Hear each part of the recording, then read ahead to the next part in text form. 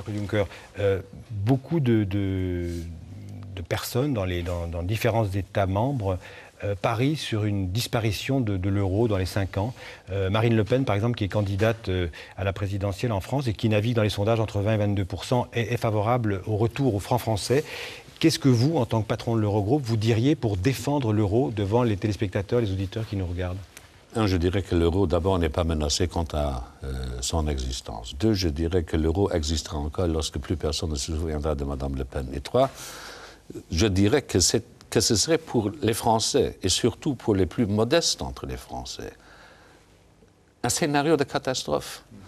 Parce que si on introduisait un nouveau franc français, cette devise, évidemment, déprécierait immédiatement par rapport à l'euro.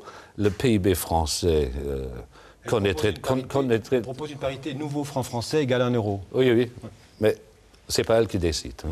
Il y aurait dans cette hypothèse 16 États membres dans la zone euro. Il y aura toujours une banque centrale indépendante et il y aurait des autorités françaises qui quémanderaient un même taux de change auprès des autorités de la zone euro après avoir constaté que le PIB français aura chuté de je ne sais pas combien de dizaines de pourcentages et après avoir constaté que les salaires auront été très sensiblement réduits alors qu'elles auraient constaté que l'inflation aurait augmenté. Ce scénario, sortir la France de la zone euro et dotant la France d'une nouvelle devise, est un programme strictement asocial.